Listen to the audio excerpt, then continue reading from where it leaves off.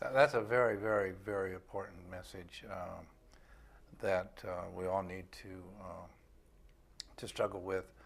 Um, the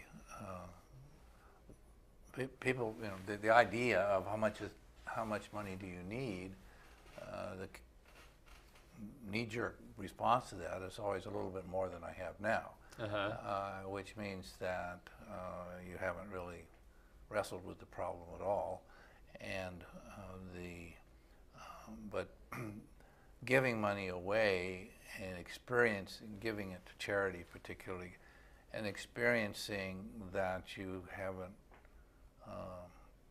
dug into your lifestyle, I'm saying this is not, it would be better if you felt a little pinch out of it, but certainly if you don't start giving, you're never going to feel you have enough money to give. It's just not going to work, because you're always going to postpone it until you have a little bit more and so forth, and that's just an excuse for saying haven't disciplined myself. How much do I really need, and will I have enough to retire on, and as well as paying my dues to the community and my family. So that's a critical thing. Yeah. What are some other approaches that we can think about for promoting family giving?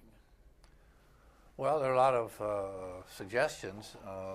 One, of course, is to have family meetings about giving money away. I think those are very important and can be very persuasive. And some families, in order to, as the children grow and have grandchildren, and some of them have families with wealth, frequently go away as a family, and in order to create that connection with family, because they're so important in our lives, in our life, to have that feeling of belonging and love and support, and in those meetings to discuss joint giving and discuss there are a lot of things, but it takes some discipline to institute those, but I think they're extremely valuable. And all of this is, in an estate planning sense, we don't do this. We don't, write up documents for this, but we try to suggest that these would be effective for communicating with your children what's going to happen when you die, what you felt important, and so forth. When people do things amazing, they come in and they want to do something out of the typical, leaving equal to everybody and so forth, so there's no hope that there's no struggle or fight among the children over the wealth. But when they deviate for that, when they frequently do, I now ask them, who do you want them to hear this from? Who's the person that you want to have tell them what you've done in your estate plan, particularly when it's not everybody gets an equal share. And that's a confronting question, because it's saying, are you really saying defaulting so that the lawyer is going to tell your children what you do and then try to explain to them why you did it this way? That's pretty inefficient and lacks, it's not going to satisfy the children, because they didn't, why didn't you tell us ahead of time? So, so in that's all part of the wealth management and developing a relationship, because if you don't tell your children what you're doing with it, I don't know, you have to tell them if it's the default thing, everybody gets it equal, because that's what they expect. But if you're going to do something different and you don't tell them, then you've left them with the message of well, I didn't want to tell you. Yeah, so it's like I didn't include you in this information. Yeah, well, it sensed that maybe they were uncomfortable, and it eliminates or dilutes the parental authority. That it's my money, I should have the privilege of doing whatever I want with my money. And if you don't tell them what you've done with your money, then that message is not complete. If you really felt comfortable what you're doing with your money, you would tell me. So these are all, because people are very concerned about whether their children will fight over wealth, particularly when there's significant wealth. So some other things that comes to mind, and I mean, this doesn't seem very exotic, and some families do this, some don't get into it, but anyway, the idea, for example, of working in a community kitchen, Thanksgiving is a great time for doing something like that, but they need people, they need volunteers all the time, and so that's something actually you could do as a family, especially as the kids get older. And again, they can see right there the benefits that are happening within the community, the people that are being helped. And so I think that could be a good activity. Another is, I've seen things about this, that there are different organizations, for example, that are looking for volunteers, maybe even for like an archaeology dig or whatever, something that might be of interest to you, to go and help people someplace else, and you can devote your family vacation to go and participate in some way in those activities, and then that can also give you a reason then for your family to give financial support to that group. Well, there are, a lot, particularly the environmental groups and Sierra Club and all those kind of organizations do have, I think, programs where families can participate, and I think those are great. But it's there's a lot of effort that has to go into rounding up the family. And they all have their own agendas and so forth. But the payoff is extremely good if you can do that. I mean, as far as building family values and shared work, and I think is putting your money where your mouth is, so to speak, as far as the parents are concerned.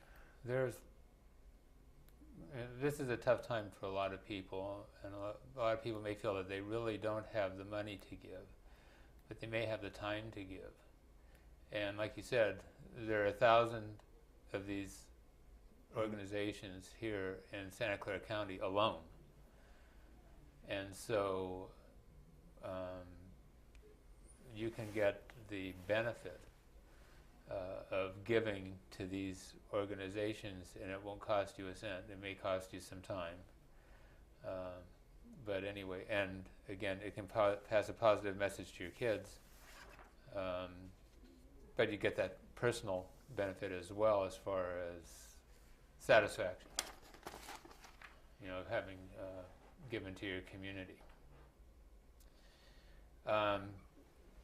There are some internet clearinghouses that I made some notes about some time ago. I think these are still out there. So one is in the Bay Area here, and some of these actually go beyond. So there's www.onebrick.org. There's www.rootsandsshoots.org, and www.smartvolunteer.org. So these are all places that you can find organizations that are looking for people to help. Yeah. Well, the internet is a treasure of information, and and I'm sure you can find an organization that would be doing anything that we would think of that we'd want to do, and because it's I have the experience. I'm sure most of us have the experience. When you go to look for one thing, you find there's a whole host of other things that related to that, and the question then is, how much time am I going to spend looking at all these websites? But yes, there is. There's lots of. It's pretty easy now to find organizations that would fit your needs. It's because that we have this wonderful institution born in our generation that has provided more information than we've ever had available to us before. What's the range of organizations that we're talking about? So that's kind of a broad question. Well, have a couple minutes left. there's some organizations are kind of hand to mouth, and they're small things, doing small local projects. And I'm on a board of one that's now statewide, and it's got a budget of over $100 million, and it deals with children, family needs, and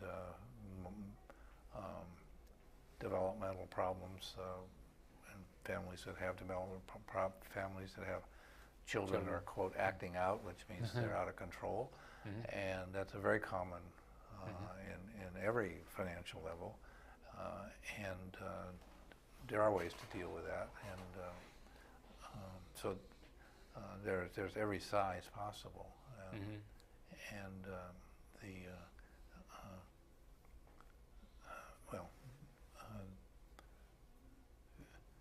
if you have an urge to do something and you can articulate it, you'll find something on the web that'll fit it. So there's everything from assistance for battered wives, battered husbands, services for children. There's local food banks. There's Salvation Army. There's libraries. There's schools. These days here in California with schools, we need lots of volunteers to help out because of all the trouble that we're having with our finances with that.